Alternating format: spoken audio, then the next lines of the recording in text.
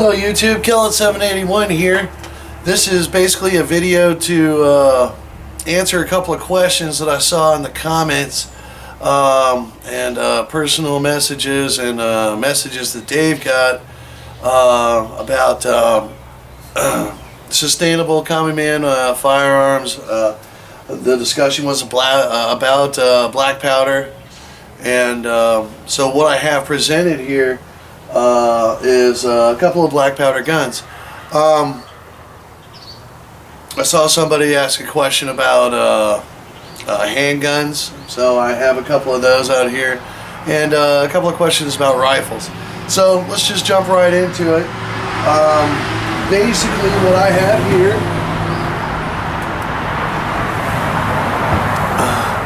this is a as I mentioned in the other video, this is basically a copy by an Italian company called Pietta of a Remington 44. These came out in the 1850s, and after the Civil War, what came out for them so that they could use the cartridge bullets, which were starting to become pretty common at the time, was through cylinders. And the way those worked, just pull the lever handle down, pull that out, hammer back to one click, and then the cylinder just rolls right out. And what that allowed the shooter to do was to take his rounds, which typically was 44 rounds, and slide them in, and then put that cap back on, and each cap, or each chamber, has its own firing pin. And this particular cylinder is chambered for 45 Colt, and 45 Colt's a really good round. It didn't come about until 1873, so for authenticity's sake, this actually wouldn't be quite correct until 1873 type things. But we're not really talking about period correct right now. But yes, these caps right here go onto the back of the cylinder, and then just take it, set it on the frame, and it just kind of rolls in. Slide your pin in, bring that up, it's locked into place, and it's ready to fire. You can rest the hammer down in between two of the nipples so that you can keep 6 shots in this thing. Now, as far as black powder is concerned, it's very much the same. It's actually why I prefer this gun over the Colt copies, because they're so much easier to load. Bring it back, half cock, and you kind of want to turn it so that this hammer doesn't go all the way down. You want it to sit. You can just roll that right out.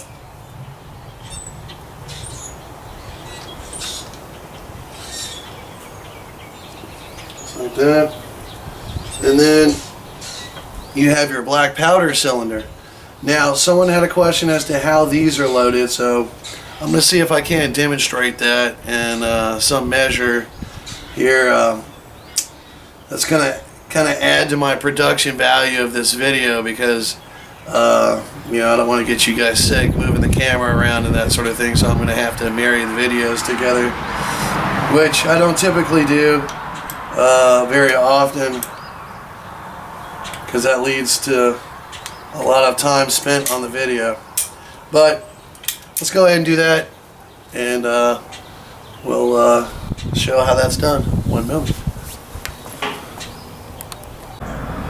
Alright, now what we have here is basically everything that we need to load this particular pistol. Alright, because I live in city limits, I'm going to be unable to load it with a projectile ball, but I just wanted to show what they look like In this case, you can buy them in 44 caliber conical, or you can just get 44 caliber ball.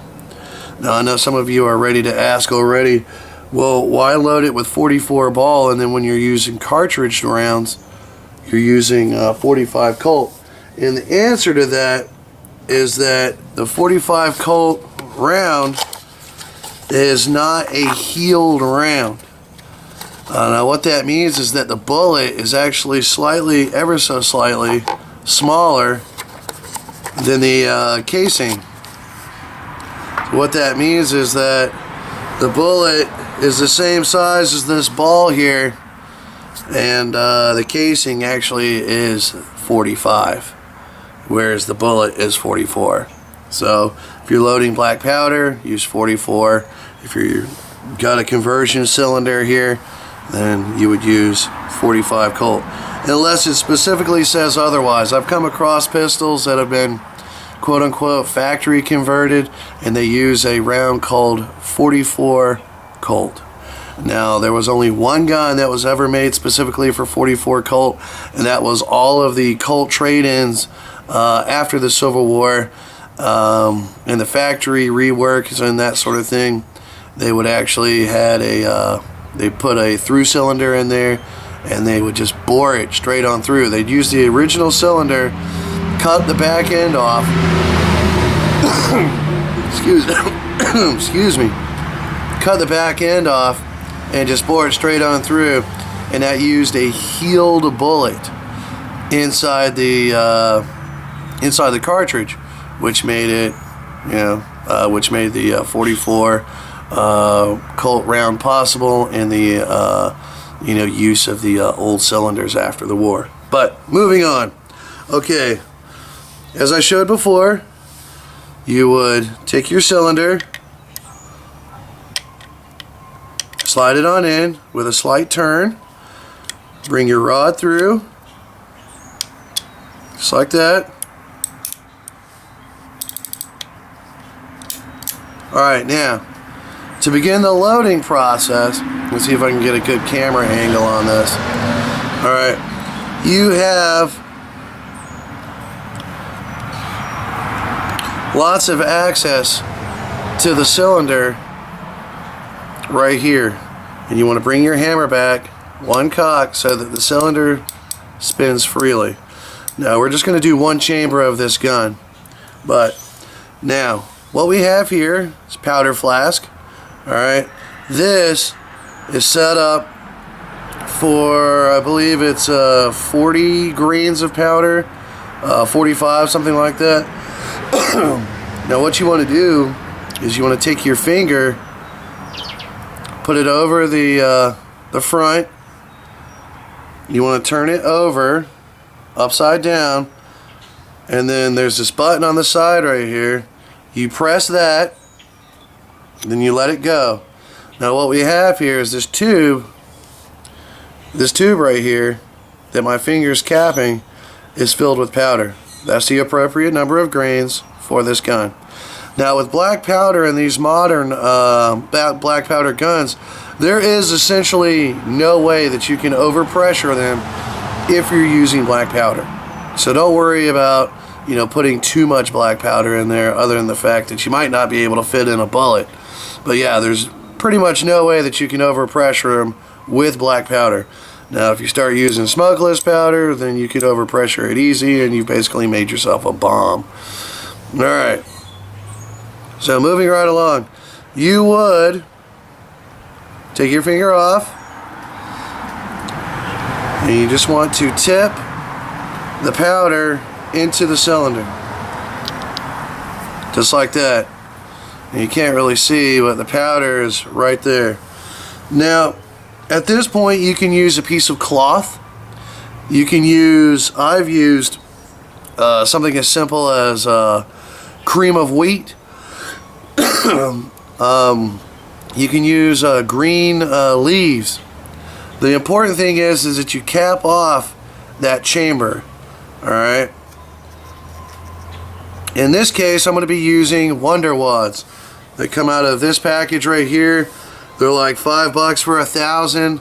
They're lubed, basically pieces of wool. It looks like ox yoke originals is what they're called, Wonder Wads. Anyway, they're great little items. They're extremely cheap. I recommend buying a few thousand of them. You know, that way you don't have to worry about tearing off pieces of shirt and so on and so forth.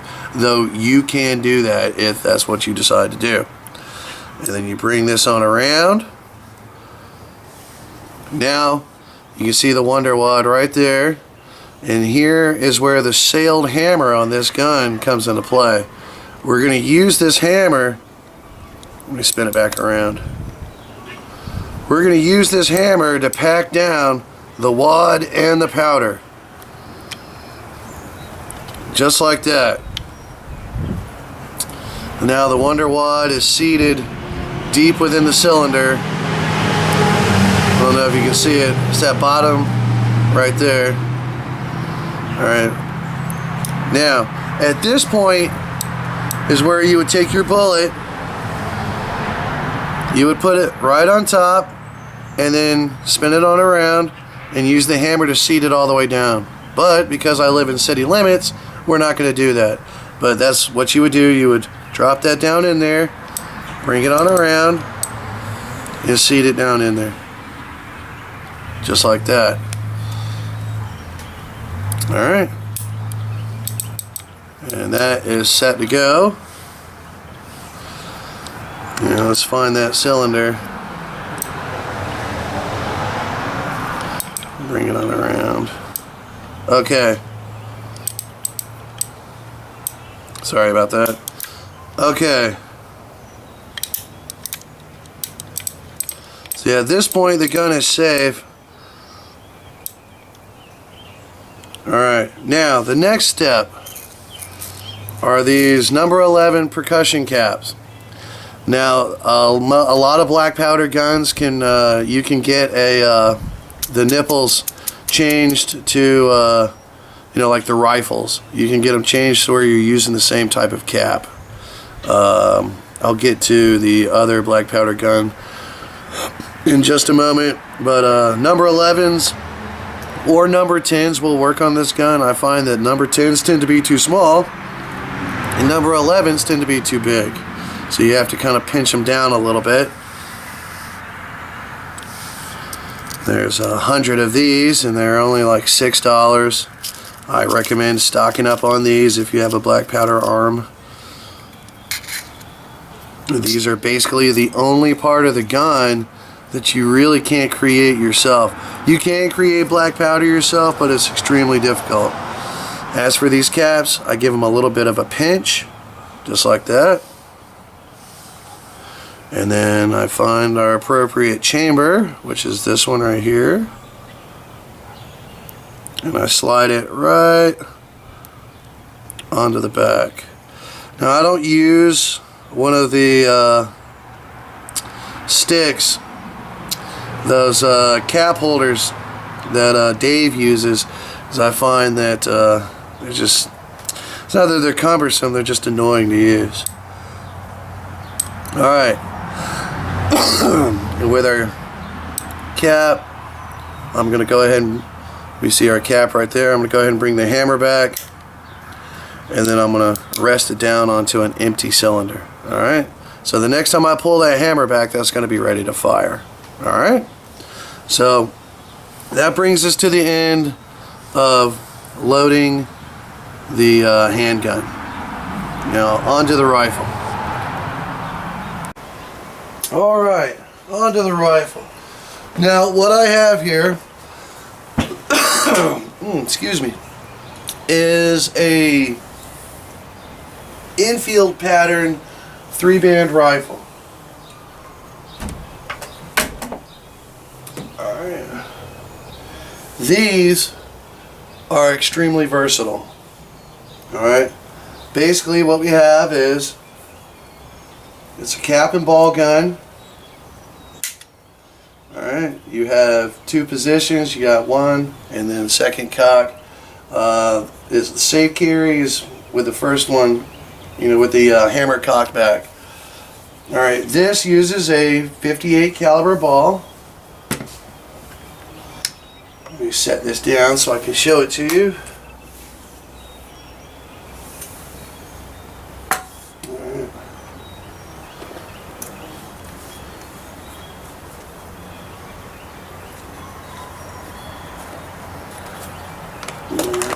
I keep a bag of them in my cartridge box here. Now, there are several different ways to load these guns. Alright, you can have prepared cartridges where you basically have newspaper or some other kind of paper with your charge. I tend to use 75 grains in this rifle, and with that, with the ball attached to the paper cartridge, it takes some work to put all that together. Or you can just roll the paper in the cartridge and just keep the ball separate, which is what I tend to do. Or you can just dump powder in as you need it, and then ram home a ball, after you've put in wadding and everything like that. The concept still applies. I mean, there are several different ways to do it. You just got to find the way that's comfortable for you. Like me, I don't carry everything around my neck like Dave does.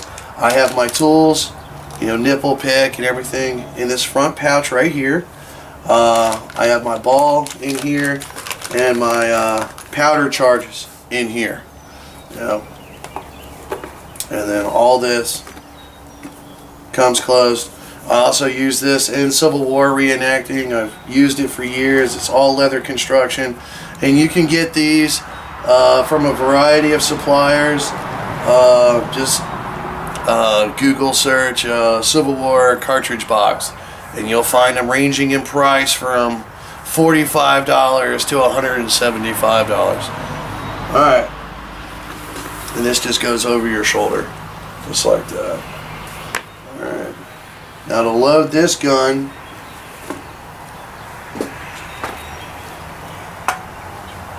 it's basically the same deal as Dave showed you, and I'm going to do a demonstration, minus the ball ammunition. But essentially, your powder goes in, you got your ramrod, you ram it home, your paper that was holding your powder, which is why I like to pre-roll them, you put that tube right in there, ram it in, and then you take your ball, slide it in, and those balls are going to be lubed with either tallow or Vaseline, that sort of thing. Just seat it right there, ram it in. Alright, once you get it all down in there,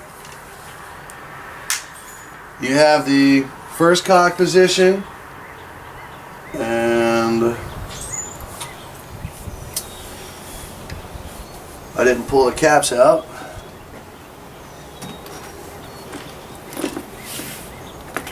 These particular guns use the rifle caps.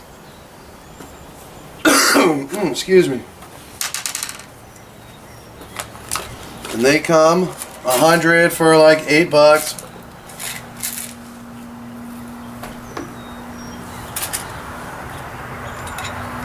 They look like this, little top hats.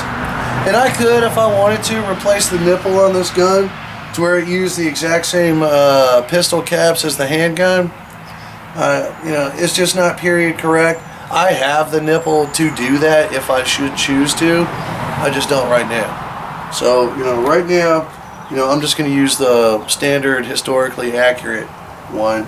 If it came down to it and I needed to marry up the primers and that sort of thing, that's exactly what I would do. But yeah, these primers are the 4-way musket caps, 100 count, about $8-9 for 100. Anyway, you put your cap right on there, and then when you're ready to fire, you would aim, pull this all the way back, pull the trigger. Now it's interesting to note that if you wanted to be a marksman in the British military while they were using these guns, you had to be able to hit a target that was about 3 feet tall out to 600 yards. Alright, that's how accurate these guns are. Alright, just, basically just as an add-on. This particular gun is made by Army Sport. It's an Italian company. I believe it's a subsidiary of either Pietta or Beretta, one or the other. Okay, now before we move on and do the firing demonstration, I just wanted to bring this out. Now the reason I got this gun, I made sure to have a couple of reasons because it wasn't inexpensive, was that it fires the 45 Colt round, which I have the Remington to go with it. It is useful for both cowboy action shooting and Civil War reenacting. I don't keep it polished. I like it to have that used look to it. I use it, for a variety of things. I haven't killed any deer with it yet, but I look forward to doing that. I have the ammunition for it. The thing to remember about these lever guns, and we're talking the ones that are based on the Henry, this one's made by Beretta, is that you don't want to use ammunition that will overpressure the toggle link system on the inside. Alright, so Hornady makes a great hunting ammo for this particular style of gun, and it's it's right at 950 feet per second when it leaves the muzzle, so that makes it quite a devastating round out to about 80 yards, for your things like deer and that sort of thing. Okay, but yeah, I really love this gun, and just marrying your calibers with your handgun and your long gun nowadays just really makes sense. And just unless you're an avid collector of some sort, but in a sustainability scenario, you want to carry less.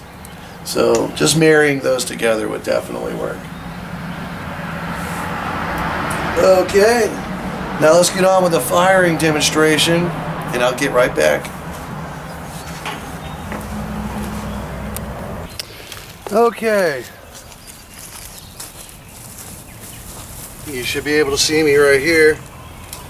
Now the way I have this set up is essentially the way I would wear it during a reenactment, but also the way I would wear it while I was hunting. Sidearm on the right, cartridge box on the left with cap pouch. Alright, now to load this, reach into my cartridge box, grab my tube of powder. Now if the bullet were on here, you'd rip it off with your teeth and you keep that bullet right there in your teeth.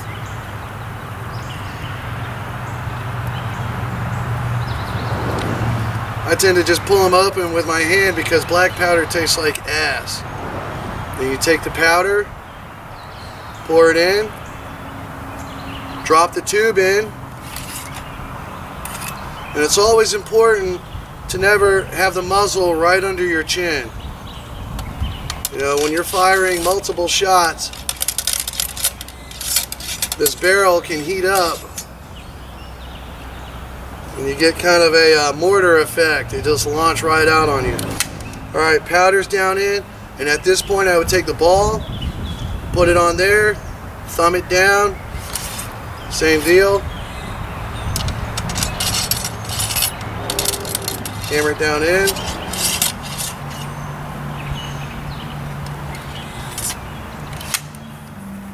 Bring the rifle up, one click back, reach over with my right hand into this cap pouch, which I probably should have mentioned. So I don't, I keep all the caps in this pouch. Bring one out, set it right there, take aim, third back, now the gun's ready to fire. One back, remove that,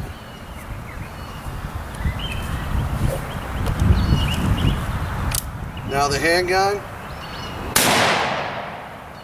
just like that. Now with the caps on the handgun, you want to make sure you have it tilted back when you bring it so that the busted cap can fall off on this ramp on the side of the gun.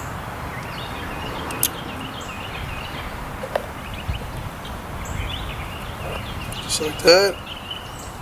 Secure. Drop. And that's how it's done.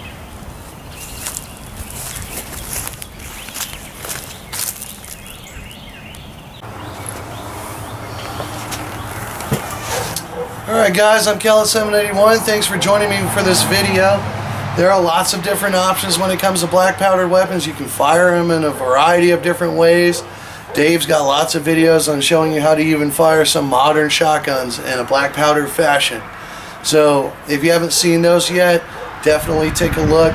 Thanks for joining me for this video, and I'll be back with you soon with another one. I'm Kellet781. Peace.